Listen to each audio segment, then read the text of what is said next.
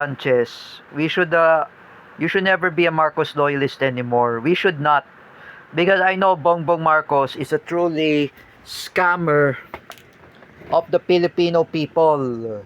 Like I said, you know John Barajon, the friend of Stepan Pimentel. You know John Barajon, don't idolize Bongbong Marcos. As I'm your former friend, don't listen to him, ha? As I described that Bongbong Marcos is bangag. He's a weak leader. He's a scammer, like I said. You know, for me, John Barajon, you will never get you in harm. Mapapahamak ka, John Barajon, I say to you. You know, everyone hate Marcos. We are being scammed by Bongbong Marcos. Like I said, you know that Bongbong Marcos is a pedophile, scammer, and whatsoever. You know, I criticize my own enemies, Sangkay Janjan and Teacher May Tiburcio and other Marcos loyalist trolls. Because for what they are doing, they are not nice. Oh, do you want to get you in harm? John Barajon? Oh, just like I said before, John Barajon, and even Kuya Dan Mardayaw and Mommy Ellen Olea. I know Mommy Ellen Olea was a senior citizen. Please, three of you, don't support Bongbong Marcos and Ferdinand Marcos Sr. You know that Bongbong Marcos is also a pedophile and scammer. And he was sued of plunder over the pork barrel scam of Janet Lim Napoles. And Ferdinand Marcos Sr. is the greatest robbery of the government of the Guinness World of Record. I'm just gonna say to all of you, Kuya Dan Mardayaw, Mami Ellen Olea, John Barajon, and even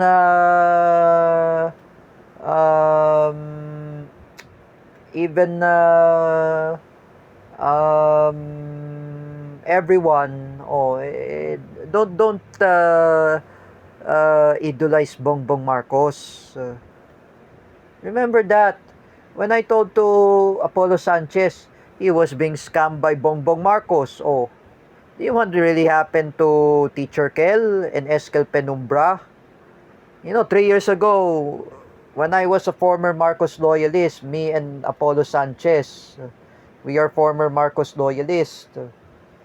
I tell the whole story to J. Rick Silva, kinuwento ko to kay J. Rick.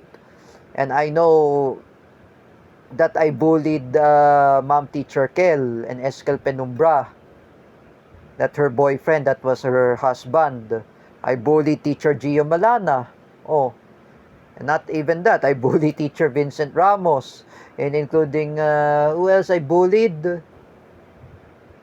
Teacher Jessa Fernandez. Oh, even Mang Rodelio Daguman. I know I made a fake account of Facebook of Eskel Penumbra. That was the husband of Teacher Kel. That was her boyfriend. And even that Teacher Jessa Fernandez and Teacher Gio Malana and Mang Rodelio Daguman. I know this is my fault. I made fake account. Even Larry Chuanico for what I did to to David Gill and his family, even the church. Oh, I attack them and I promote terrorism like ISIS. Oh, will not happen to Paulo Cruzada. Oh, I know I warned Paulo Cruzada not to promote terrorism. You know that. And here's the lesson to you, Sangkay Janjan. Ha? You have to stop making fake account on Facebook of Mang Rodelio Daguman and Mrs. Annie Gill. Have mercy to that those two persons or those two people, and you say you're going to bully them, and you're gonna bully those people who are anti-Marcos, and you're going to bully those two individuals, even Mang Rodelio Daguman and Mrs. Annie Gill. You know, Sangkay Janjan, may just remind you for a second. May I just criticize against your action? And I know what you're doing, it is not really right. Ha? Do you want to be imprisoned, Sangkay Janjan?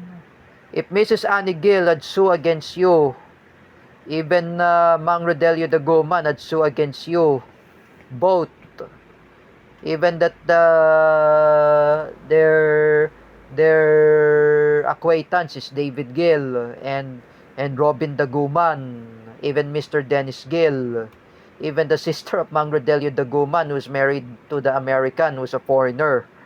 Oh, do you want to be happen to you, Sangkay Janjan? Huh? Even including Jared Gill, I almost forgot. Oh, they will file they will file the cases against you, Sangkay Janjan. If I remind you, Sangkay, stop making fake account. Since the time I already stopped making fake account on Facebook.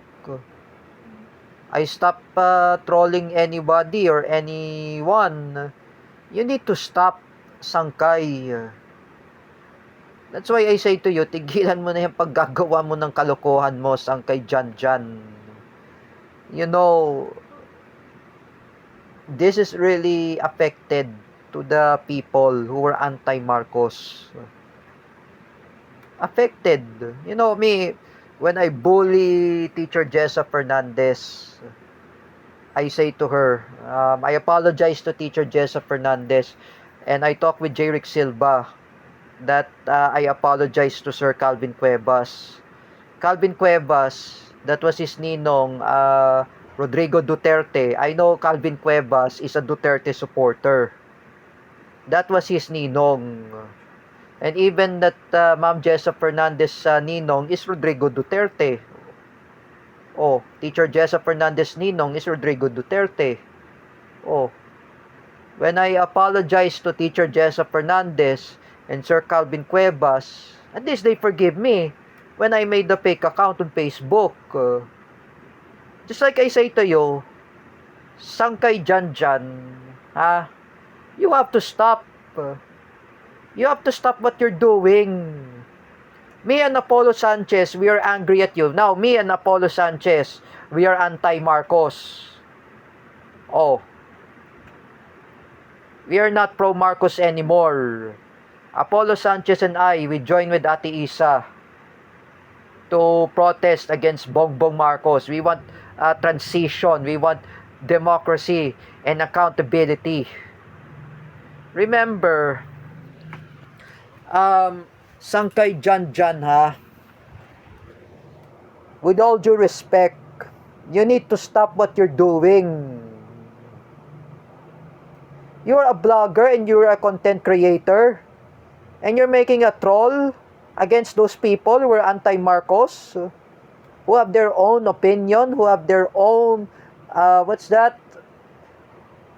freedom of expression and freedom of speech. Remember, people there are anti-Marcos. They have their own freedom of expression. People there are pro-Duterte. If they are pro-Duterte also, if they are anti-Marcos, respect them. I just want to remind to those idiot Marcos loyalists, stop being yourself. Stop all of yourselves being bullies. We're not such things like bullies. You know, Kuya Copio is a bully. I know he's a Marcos loyalist. Even Teacher May Tiburcio is a bully. She's also a Marcos loyalist. And even Sangkay Janjan, Nino Barsaga, they are Marcos loyalists. They are bullies, including Jima Casandil and Paulo Cruzada. They are Marcos loyalists and they are bullies. Even Jordan Bunagan, he's a Marcos loyalist and he's a bully. I just wanna make sure to remind to everyone, Respect those people who have their own opinion. Respect. If I imagine, if Stephen Pimentel and Louis Texon are anti-Marcos, don't bully them. Respect their own decision. Respect their own opinion. Tita Lala was an anti-Marcos too. She experienced when she was in the college years. Is it right to make stupidity? Is it right to make nonsense? Huh? Denzel Joshua had warned those idiot Marcos loyalists who were trolls. Stop all stop being yourselves all of your doing. It is not good. Oh, stop being yourself a bullies. Denzel is right. And we are not bullying somebody. You're bullying someone. This is what I remind. This is my criticism against Sangkay Janjan and Teacher May Tiburcio, Kuya Copio, Jima Casandel, Paulo Cruzada, and Nino Bersaga, Teacher Alexandra Pagtinawan, Ate Mel Canete, and Ate Dina Guillermo, and Teacher Evelyn Kaka. I say to all of you, stop bullying other people who have their own opinion, ha? Have mercy to Mang Rodelio Daguman. Have mercy to Joseph Maspinas. They are being depressed. For what all of you're doing, it is not good.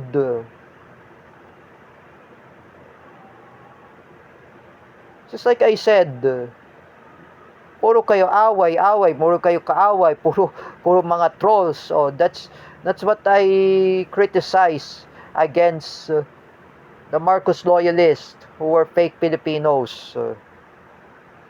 This is not really good.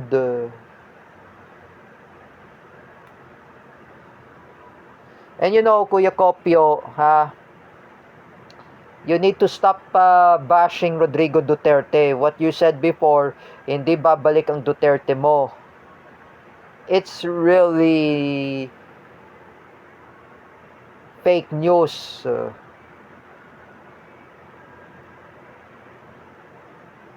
Whenever you like, I just wanna say to Marcos loyalists who are fake Filipinos, go to Hawaii. Go with the Marcos Jr. Alongside with Imelda Marcos, even Amy Marcos. They should never come back here in the Philippines. I am against the Marcos.